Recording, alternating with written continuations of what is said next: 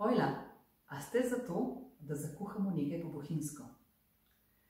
Sem Katica, članica Društva kmečkih žena in deklet v Bohinju. Ravno v teh dneh bi se moral izvajati 7. tečaj oziroma delavnica Kuhajmo po bohinjsko.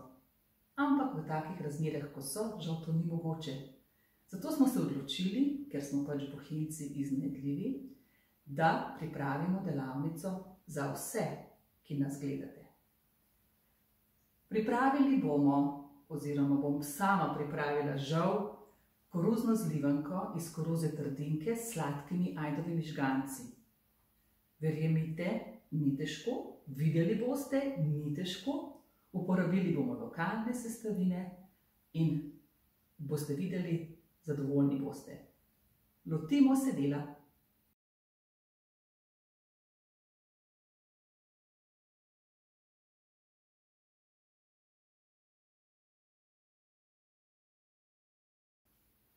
Pa začnimo. Najprej bomo skuhali strjenko. Za strjenko potrebujemo moko, koruze trdinke,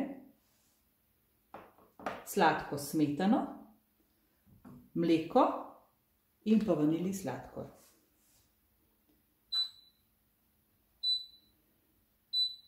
V posodo damo brez maščobe in brez vode, to pomeni suho pražimo koruzno moko.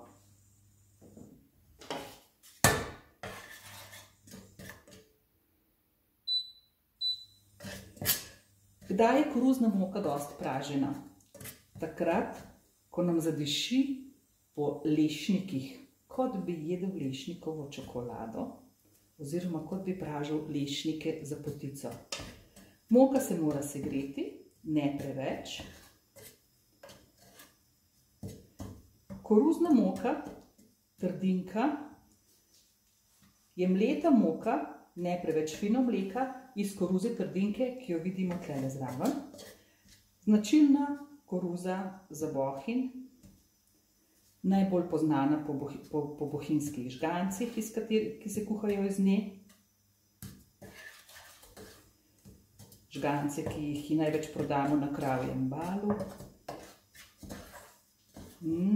Že diši. Kdaj je dosti moka vroča, oziroma kdaj je pražena? Takrat, kot sem rekla, zadiši po lešnikih in pa če probamo takole s prstom, mora biti kar dosti vroče. To se pravi tako, da komaj še držimo med prsti.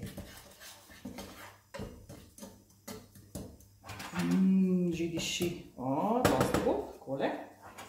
Ko je moka prepražena, dodamo mleko,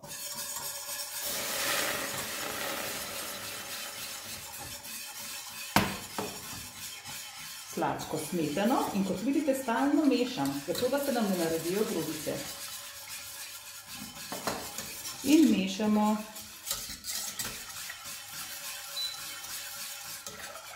Masa nam mora zavreti.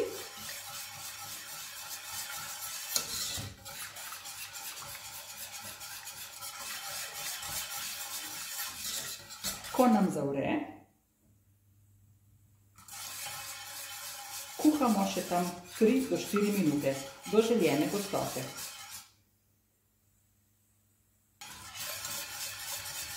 Koruzo so v Bohinj prinesli, predvidevajo, oziroma tako pravijo, so prinesli Turki. V nekem obdobju do danes se je ta koruza trdinka popolnoma opustila, gojenje koruze, ker ni tako malo dela. Zadnje čase pa veliko kmetov, pa tudi veliko domačinov, veliko tudi ostalih, sadi spet nazaj koruzo in jo z veseljem pojemo v koruznih žgancih ali pa tudi kako drugače. Zelo je odvisno, oziroma različne je mletje koruze. To, ki jo danes uporabljamo, je mleta tako kot za žgance, to se pravi malo bolj grobo. In ker je koruza take malo rdečkaste, oziroma tudi ni tako rumene barve, se nam poznajo lepo, lepa tale Skorica oziroma koruzni storžo, koruzna moka, taka pisana. Tako nam že vre. Pa vidite, se nam lepo gosti, kot bi kuhali polenco. Tako, kuhali smo 4 minutke, na koncu dodamo še vaniljev sladkor. Po želji lahko dodamo tudi limonino lupinico, tukaj imamo limonin sladkor, pa bomo dali tudi limonin sladkor. Premešamo. A veste, kaj bi bilo tudi tukaj super, da bi vzeli malo rumčka, malo ruma za okus in za vonj. Pokuhamo, nam še zavre. Gostota naj bi bila približno taka, kot bi kuhali puding.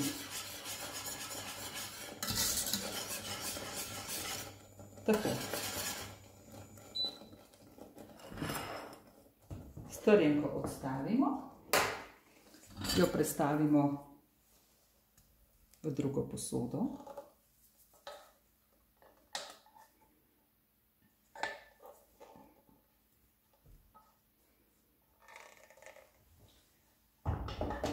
Takole in damo hladiti v hladilnik. Tako, zlivanka se nam hladi, zdaj bomo pa pripravili sladke ajdove žgance, oziroma kot radi rečemo, oziroma kot je bolj nobel reči, ajdov krembl. Kaj potrebujemo za to? Potrebujemo enake količine ajdove moke,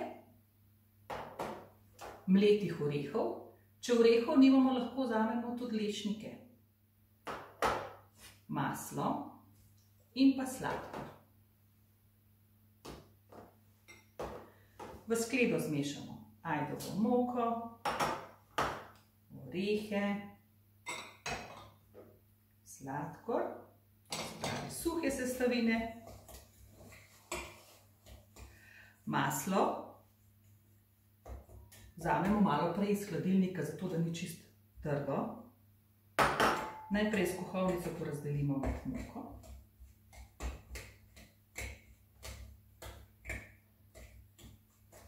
Potem pa si pomagamo kar z roko.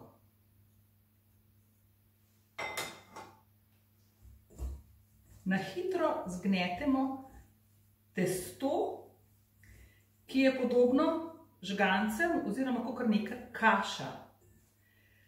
Ne smemo pretiravati, ne smemo biti preveč pridni in moramo mešati samo toliko časa, da se nam maslo porazdeli med suhe sestavine. Ker če mešamo predolg časa, se nam bo maslo stopilo, ker imamo pač tople roke, maslo se stopi in potem to ne bo učinek tak, kot bi mogel biti. Takole, poglejte. Dobili smo mešanico, vzamemo pekač, obložimo ga s peki papirjem, stresemo nanj sladke žgance, jih lepo porazdelimo in damo v pečico. Pečico grejemo na 180 stopinj, sladke žgance s pekačem damo v ogreto pečico.